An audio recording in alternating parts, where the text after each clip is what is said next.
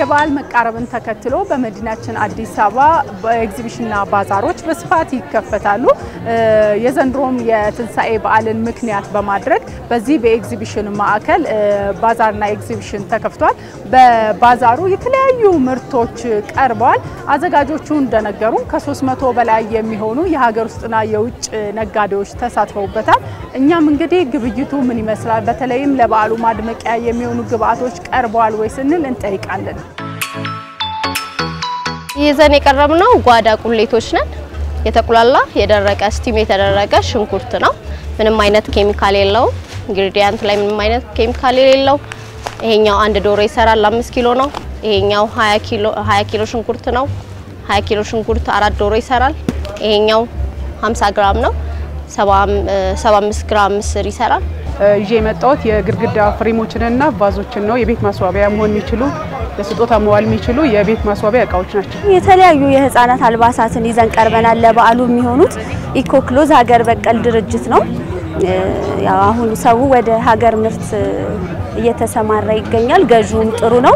አምራቹም ደግሞ ኳሊቲውን የጠበቀ ለህፃናት ምቹ የሆነ የተለያዩ የህፃናት አልባሳትን እናመርታለን። እኛ ይዘን የቀረብነው የድርጅቱ ምርት የሆኑትን ቡናዎችን ነው። 6 አይነት ቡናዎች አሉን።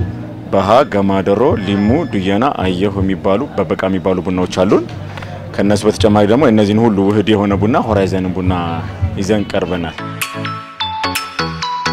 ዋጋው 5 ኪሎ ሽንኩርት 800 ብር ነው ባዛር ላይ።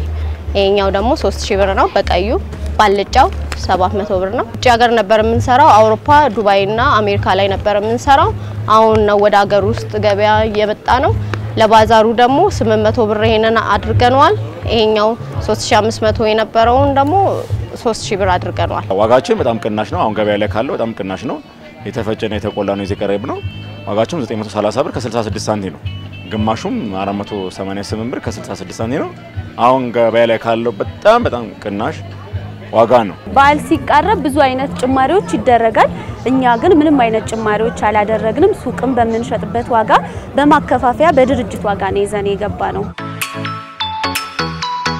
በኤግዚቢሽኑ ያገኘናቸው ሸማቾች እንደነገሩን ከሆነ ለበዓሉ የሚሆኑ ምርቶችን በአንድ ቦታ ማግኘት እንዳስቻላቸው ገልጸውልን በተለይም ደጅ ካለው ዋጋ አንፃር ሲያዩት የተወሰነ ቅናሽ እንዳለው ነግረውናል። ብዙም የተለያዩ ነገሮች ስላሉ ያው የምፈልገው ለበዓል ሸማምቼ ወጥቻለሁ። ሁሉን ነገር አግኝቻለሁ በዚህ በባዛሩ ላይ ማለት ነው። ዋና አስመጪዎቹን አግኝቼ በተሻለ ዋጋ ለእንትንም ስላለው እቃው ጋራንቲም ስላለው በዛው ከአከፋፋዮቹ ይሻላል።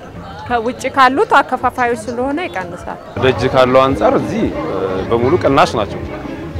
ከነገና ኳሊቲያቸውም ጥሩ ነገር ነው ይዘው የሚመጡት። ውጭ ካለው ነገር ከመጭበርበሩም ከምኑ እዚህ የተሻለ ነገር ነው።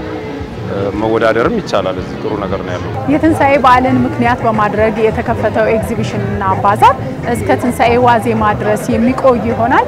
እንግዲህ አዘጋጆቹ እንደነገሩን እስከ 250 ሺህ የሚሆኑ ሸማቾች ወደዚህ መጥተው እንደሚሸምቱ ይጠበቃል።